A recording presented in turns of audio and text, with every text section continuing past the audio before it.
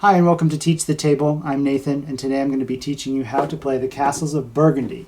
It's a game from 2011 designed by Stefan Feld, who's a very well-respected and prolific game designer from Germany. And it has sort of the typical Euro trope of being a semi-historical Middle Ages time period type Renaissance game. So it can look kind of dry to newcomers or people who aren't really into that sort of thing. Notably Americans, but it's actually a lot of fun, and it uses dice, which normally would make you think that it's not a very strategic game, but it actually gives you a lot of different options. So it's a lot of fun. I'll show you how it works. Let's get to it. So in this game, everyone is going to be a prince in the 15th century in Burgundy, and this is your estate that you're trying to get to be the most prominent, represented by victory points. There's a number of different estates for more advanced players, but the basic game is just everyone has the estate numbered 1 here, so they're all going to be identical. And the basic way that you're going to get points is by completing regions. So this blue represents a river, so if you completed all 3 of those blue, then you would get points for that, as well as selling goods, and then any goods that you have left over at the end of the game will also get you points. So let's show you what the game board looks like. In the center of the table, there will be a game board that looks like this. And it looks pretty messy, but it's really not as complicated. The game is played between 2 and 4 players. So 2, 3, or 4, and that's what all these numbers on the board represent. So if you're playing 2-player, you would put tiles just where the 2s are. 3 players, you'd put tiles where the 2s and the 3s, and 4 players, you'd put tiles on the 2s, 3s, and 4s, basically every spot. In the upper left-hand corner of the board, you can see these A, B, C, D, E. These are going to represent the different phases of the game. So the game is played in 5 different phases, and it has kind of a neat way of keeping track of where you're at, where these little square tiles represent different types of goods. Each color is a different type, and there's going to be 5 that go on each spot here, and at the beginning of the phase, you'll lay them down here. So at the start, we'll take all the 5 from A and lay them down this way. So it kind of lets you know the 5 rounds of this phase, and there's going to be 5 rounds of that phase, and then so you have a good idea of when the game is going to be over. So once you have your 5 stacks, each containing 5 different goods, then you just fill in all these hexagonal tiles depending on the number of players, and fill in ones that match the same color backing. So the black ones go in the middle here. This is a market where you can potentially buy these tiles, but on the fronts they're a mix of all the different types of colors. They do have a little black symbol on the front so that you can sort them easier, so you know which ones go where, but they're all kind of going to have hidden fronts so that you don't exactly know what it is. The only sort of weird special rule in this situation when you're placing the hexagons is this space up here. So if you're playing a 3-player game on phases A, C, and E, it's going to get one of these dark green tiles, and on B and D, it's just going to get a silver mine tile. So remember that if you're playing a 3-player game, it is written on there, but it's easily overlooked. So through the magic of editing, I've already put all the hexagons out there. There's also these little tiles which represent victory point bonuses to people who are the first ones to complete all of a certain color. So they just go on their little spots on the board. So what these indicate is if someone completed all of the yellow spots on their player board, on the entire board, then they would take this token and they would get a number of victory points depending on the player. So in a 2-player game it'd be 5 points, or in a 4-player game they would get 7 points. The second player to do so, to get all of a certain color on their board, would get this tile, and it works the same way. So 2 points with 2 players and 4 points with 4 players. Now that the board is almost completely set up, each player is going to get dice of their player color. There's 2 dice for each player, as well as 2 little counters, which one of them goes on the victory point track and one of them goes on the turn order track. So you'll place all the players' tokens on the turn order track. First player is on the top of the little stack there, and everyone will get 1 silverling, which is the money in the game, as well as a number of worker tiles. Now what these little worker tiles do is they let you change your die roll up or down 1 digit. You can go from 6 to 1 or vice versa.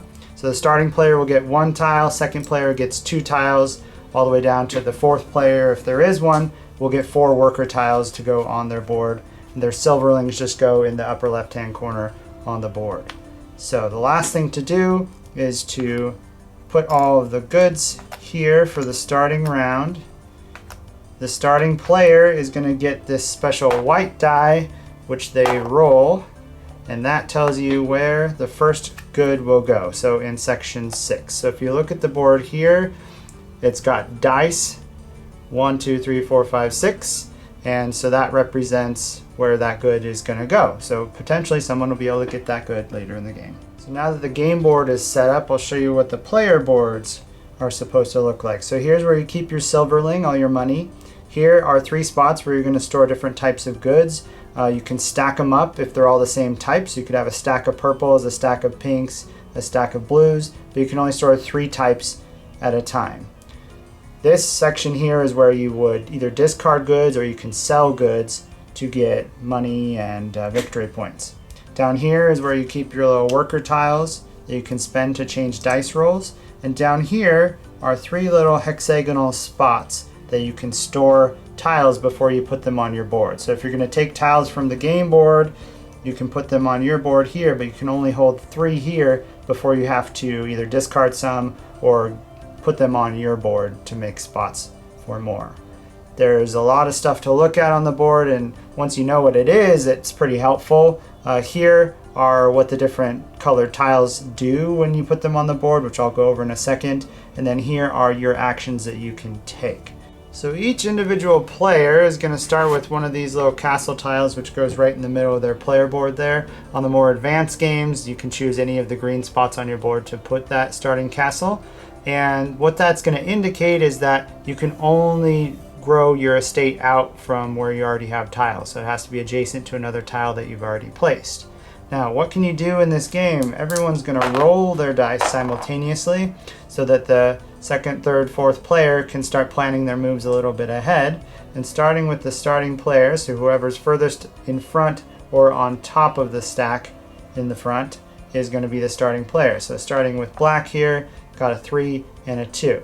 So you can use those dice, which is also indicated on your board here, for 4 different basic actions. The first one is that you can use them to pick up tiles from the board. So you can use this 2 or a 3 and go where the dice show 2s or 3s, and you can pick up any of those tiles from the board, and they're going to go right onto your player mat, right on the bottom in one of those 3 spots.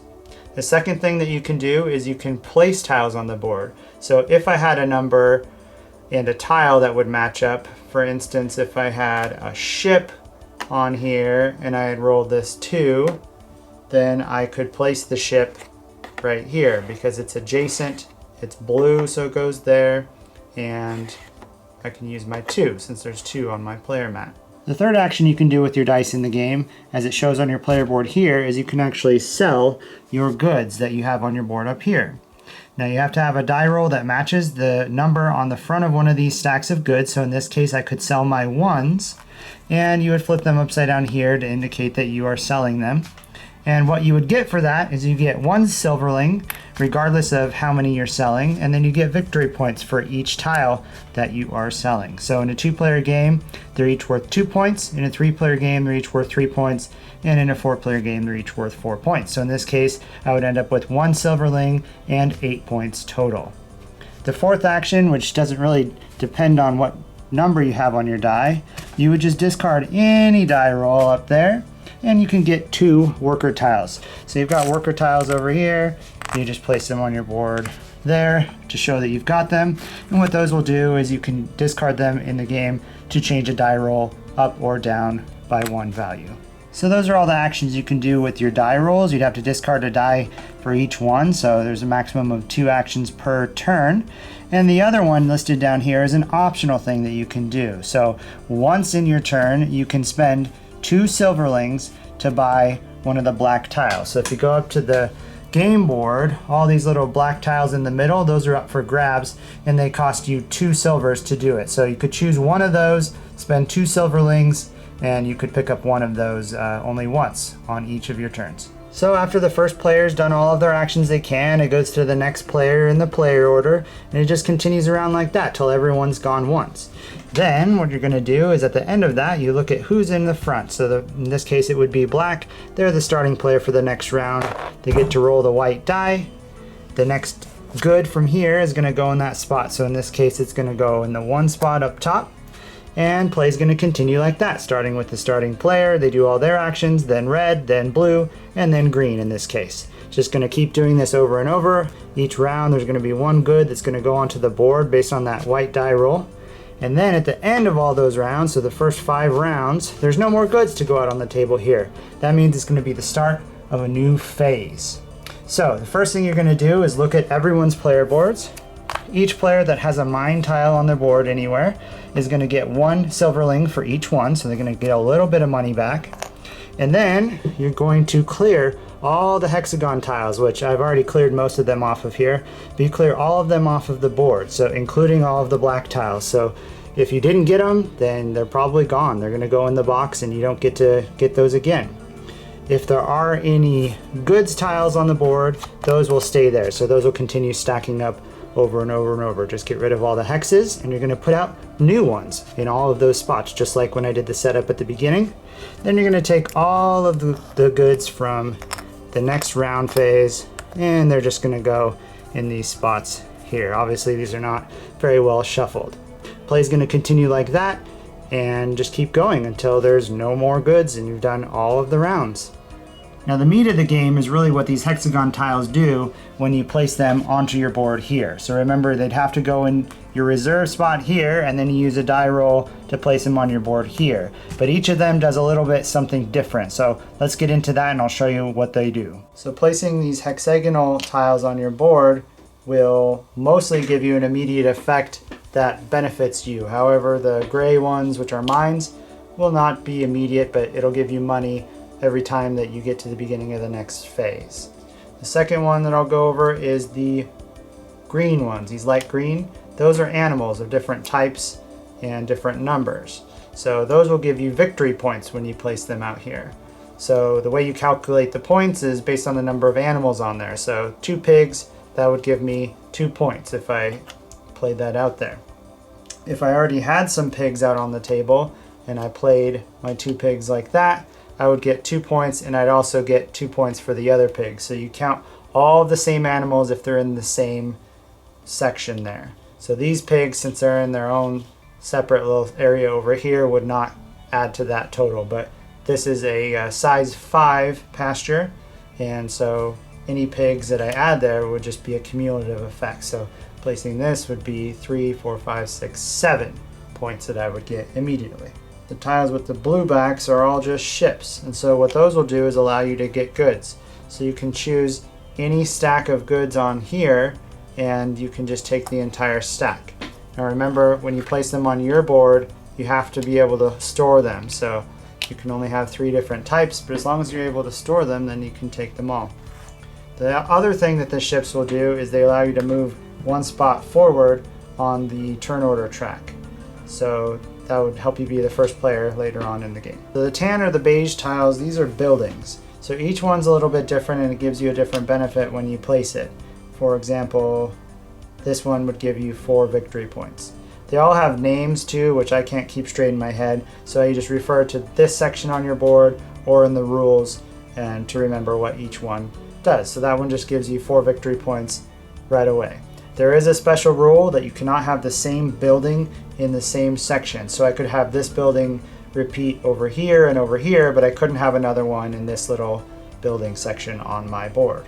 The last one are the yellow tiles. These are called knowledge. So when you place these tiles, you get a benefit that either helps you immediately for the rest of the game, or it gives you bonus victory points depending on some other condition that you've met at the end of the game. So in this case, if you place green, yellow, or gray tiles in the future, you can consider a plus or minus 1 on the die roll. So I could use a 4 to have a green tile go on a 3, for instance. So once you've completely filled up a certain region of one color, then you get to score it. So in this case, this is a river with 3 tiles in it. So you go to this scoring track at the top.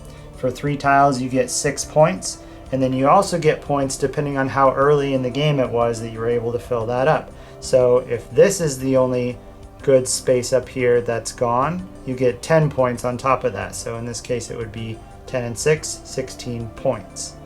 All the way down to if it's towards the end of the game and we're in the last 5 rounds here, that would only be worth 8, 2 plus 6. So the earlier in the game, the better as far as filling up an entire section on that board. Then lastly, like I mentioned earlier, if I had filled up all of that color, you get to score this one just the same way we did that one.